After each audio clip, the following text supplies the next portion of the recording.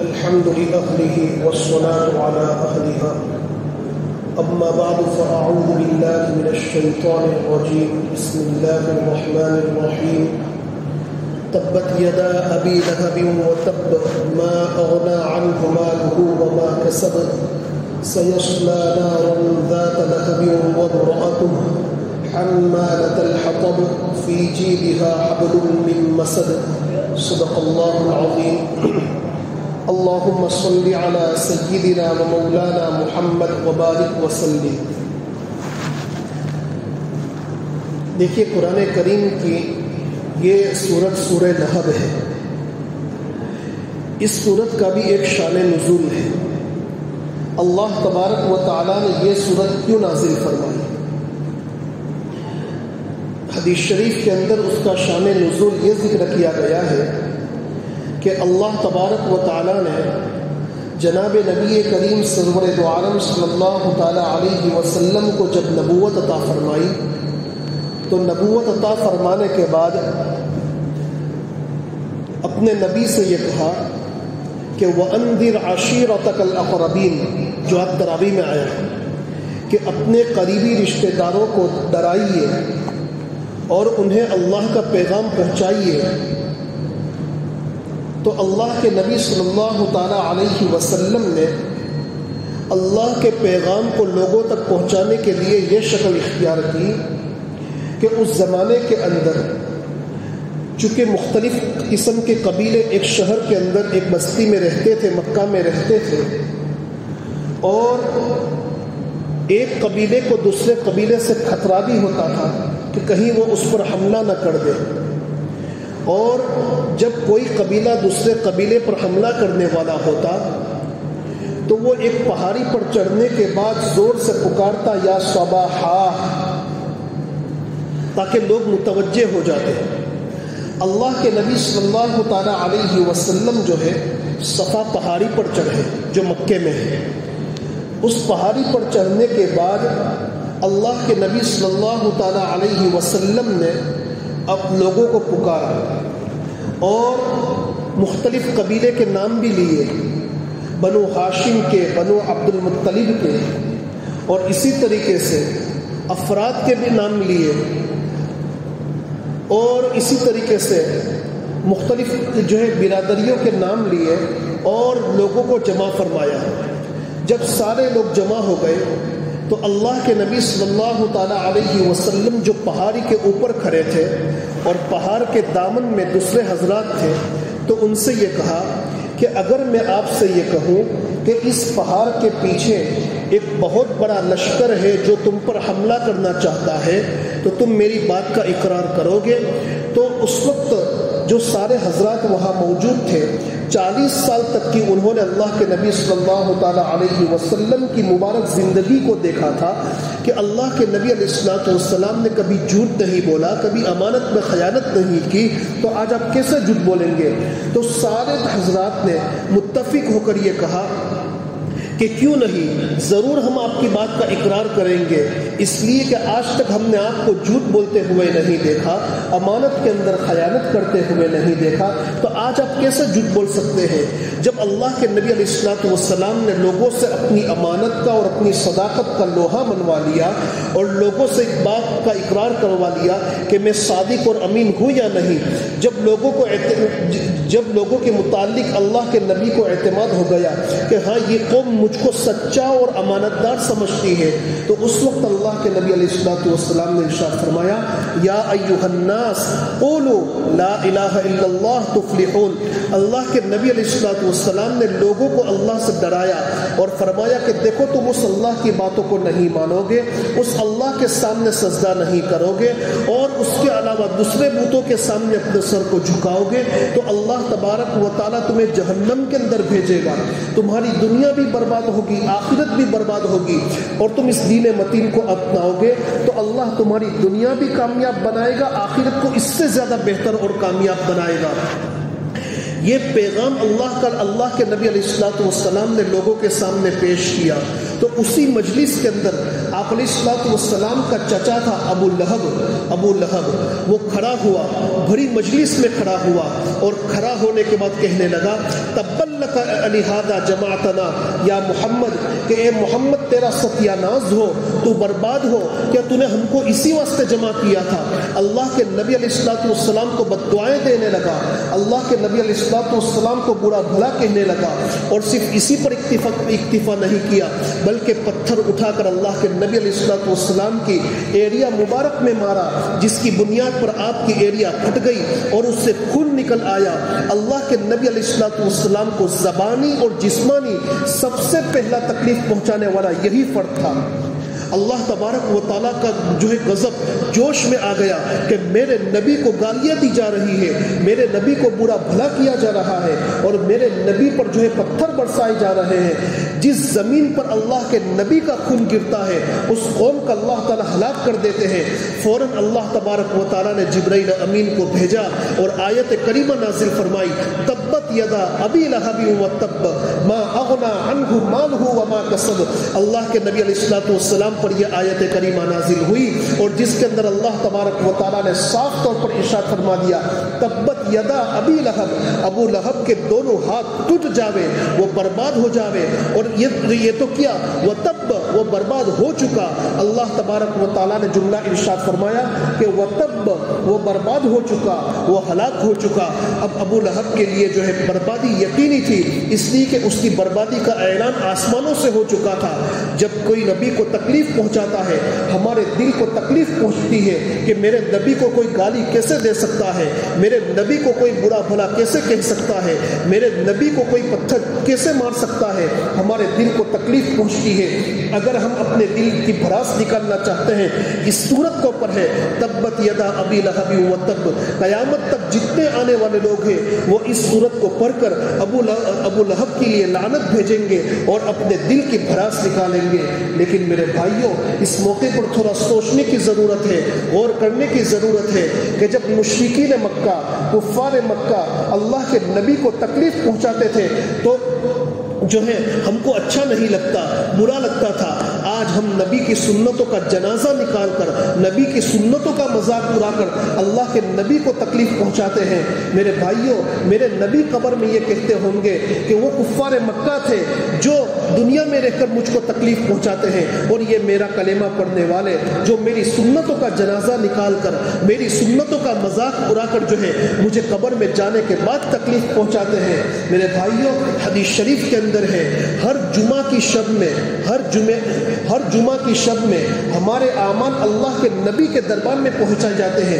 آج جمعہ کی شب ہے، آج ہمارے اعمال جو ہے اللہ کے نبی کے دربار میں پہنچائے جاتے ہیں۔ ذرا تصور کر تو کرو کہ ہمارا جھوٹ بولنا، ہماری غیبت، ہماری گندی چیزوں کو دیکھنا اور ہماری بدعمالیاں اللہ کے نبی کے دربار میں پہنچتی ہوگی تو اللہ کے نبی علیہ السلام کیا کہتے ہوں گے کہ جس امت کے لیے میں بھوکا رہا، پیاسا رہا، پیٹ پر پتھر باندھے، اپنے دانت مبارک شہید کروائے، اپنا خون بہانا پسند کیا، اور وہی قوم میری سنتوں کو جنازہ نکال رہی ہے، میری تعلیم کی اتنی بھی پرواہ نہیں کر رہی ہے۔ میرے بھائیوں، اگر کفار مکہ کے تکلیف پہنچانے پر ہمارے دل میں تکلیف ہوتی ہے تو اگر میری زندگی سے اللہ کے نبی کی سنتیں چھوٹ رہی ہے، اللہ کے نبی کے طور و طریق چھوٹ رہے ہیں، تو اس سے زیادہ میرے دل کو تکلیف پہنچنی چاہیے، بہت ضروری ہے۔ تبت یدا ابی لہب وتب۔ اور یہ ابو لہب اللہ کے نبی علیہ السلام کو ہر جگہ پر تکلیف پہنچاتا تھا۔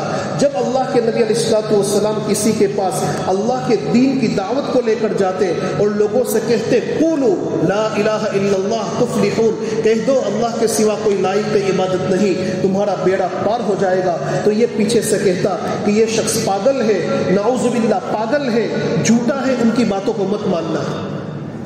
حضرت طارق ابن عبداللہ محاربی رضی اللہ تعالیٰ عنہ وہ فرماتے ہیں کہ ایک مرتبہ میں مکہ کے بازار میں دیکھ رہا تھا کہ ایک آدمی سبز رنگ کا جوڑا پہنے ہوئے ہے اور لوگوں سے کہہ رہا ہے کہ کہہ دو لا الہ الا اللہ، کہ اللہ کے سوا کوئی معبود نہیں، اللہ کے سوا کوئی عبادت کے لائق نہیں، تمہارا بیڑا پار ہو جائے گا۔ یہ جملہ لوگوں سے کہہ رہا تھا اور اسی کے پیچھے ایک شخص اس کو پتھر مار رہا ہے اور یہ کہہ رہا ہے کہ یہ شخص جھوٹا ہے، مجنون ہے، پاگل ہے، ہے, ان کی باتوں کو مت ماننا, ان کی باتوں کو مت سننا. اور وہ اس کو پتھر مار رہا ہے, اور اتنے پتھر برسائے کہ جس کی بنیاد پر اللہ کے نبی کی ایڑیاں اور اللہ کے نبی کے ٹخنوں مبارک خون سے لہو لہان ہو چکے اور ساری ایڑیاں اندر سے پھٹ چکی. میرے بھائیوں, وہ کون تھا وہ شخص؟ وہ ابو لہب تھا. ابو لہب تھا, اس کا نام تھا عبد العزا, اور ابو لہب اس کی کنیت. لہب کا معنی ہوتا ہے کہ جو ہے شعلہ. چونکہ وہ چہرے کے اعتبار سے بہت زیادہ خوبصورت تھا, اس کے چہرے میں سفیدی کے اندر سرخی تھی, ایک شعلہ جیسا معلوم ہوتا تھا. اس بنیاد پر, اس کی خوبصورتی کی بنیاد پر ابو لہب اس کو کہا.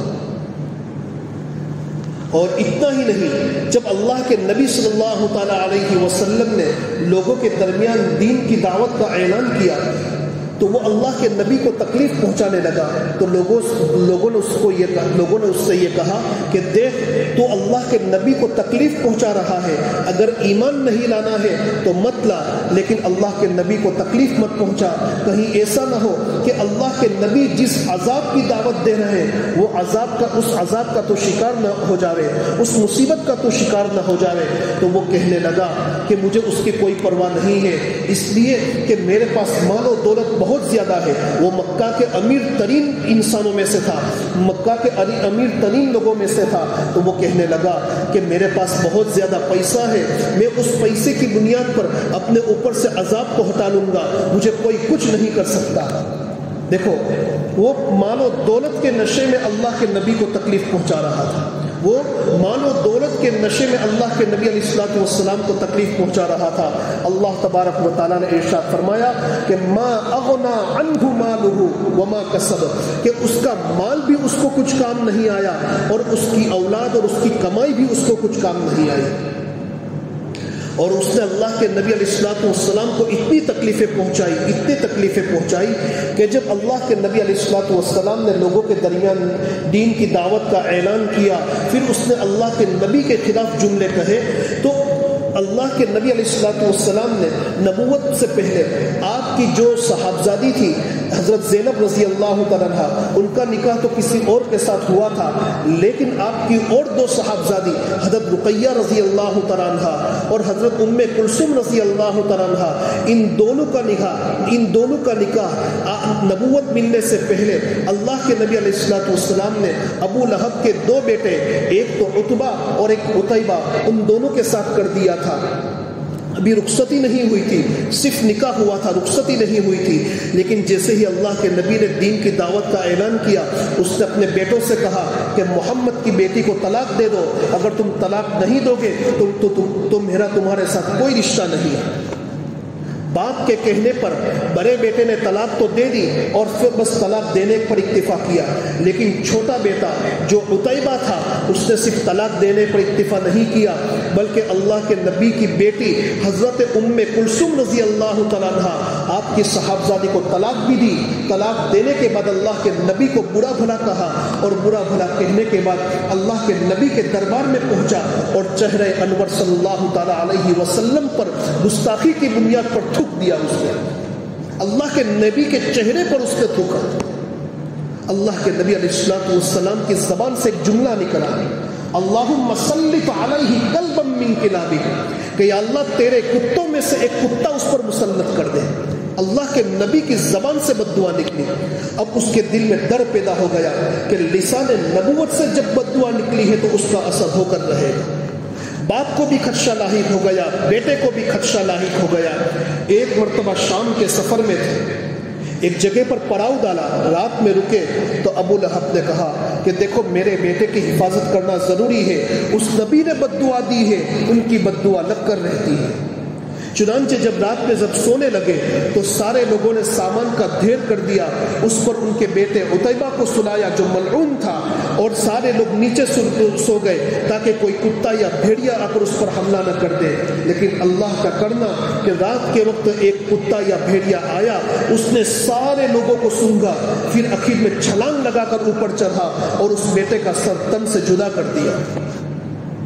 اور ایک روایت میں یہ بھی ہے کہ ابھی تو سونا نہیں ہوا تھا اور رات کی اندھیری میں ایک آواز آئی, شیر کے گرجنے کی آواز آئی.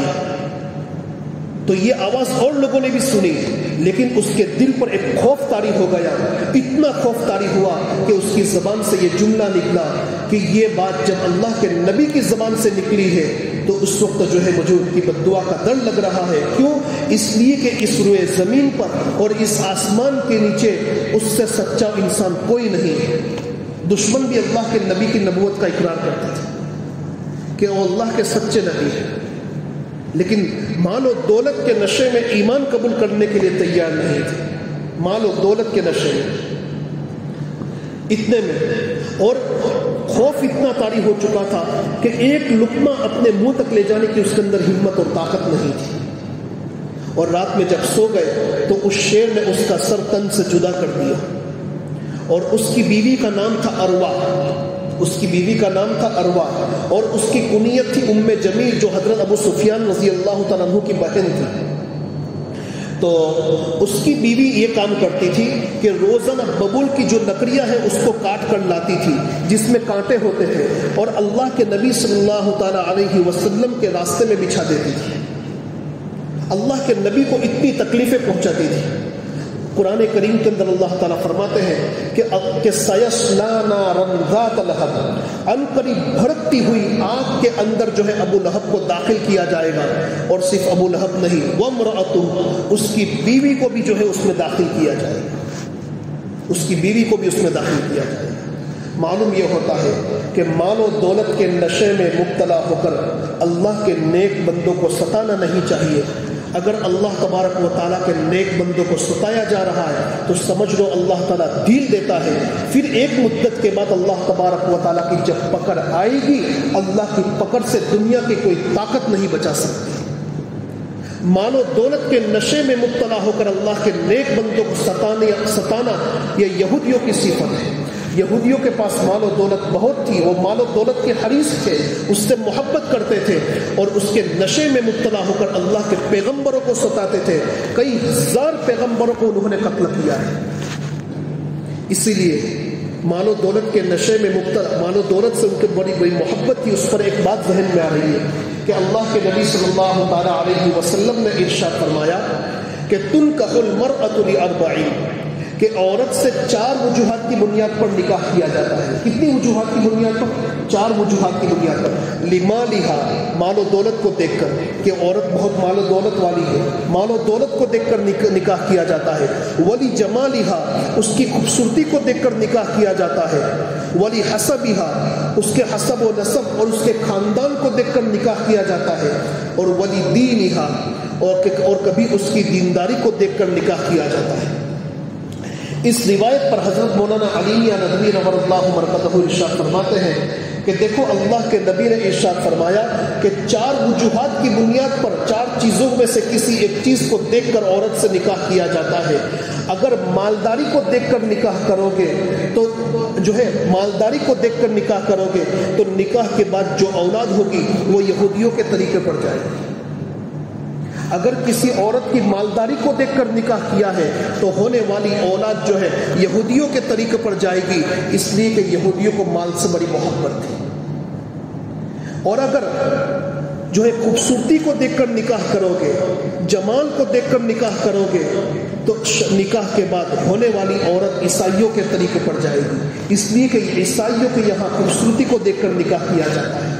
اور اگر حسب و نسب اور اونچا خاندان دیکھ کر نکاح کرو گے تو ہونے والی اولاد ہندویت کے طریقے پر جائے گی، اس لیے کہ اہل ہنود کے یہاں، ہندوؤں کے یہاں جو ہے یہ اونچا خاندان اور حسب و نسب کو دیکھ کر شادی کی جاتی ہے۔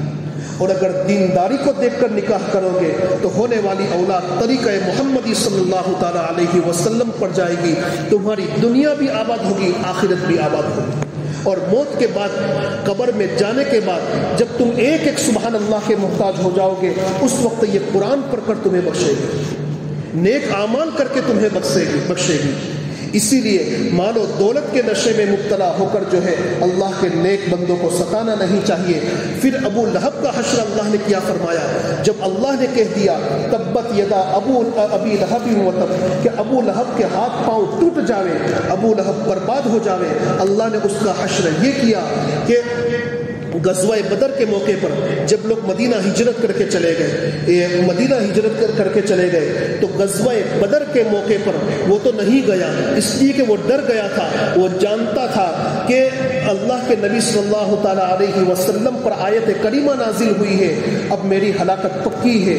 وہ اپنے گھر میں ہی رہا، لیکن اس کے گھر میں اس کو چیچک کی بیماری لگ گئی، بدن کے اندر ایک گندی بیماری لگ گئی، اور اس گندی بیماری کے لگ جانے کی بنیاد پر اہل عرب کے اندر جو ایک اہل عرب کا یہ خیال تھا کہ یہ بیماری والا جو انسان ہوتا ہے، جب اس کے پاس کوئی دوسرا جاتا ہے تو اس کو بھی وہ بیماری لگ جاتی ہے۔ چنانچہ کوئی ابو لہب کے پاس جانا پسند نہیں کرتا تھا، حتیٰ کہ ابو لہب کو اٹھا کر ایک دوسرے گھر کے اندر اس کو پھینک دیا، اور وہاں وہ پڑا مر گیا۔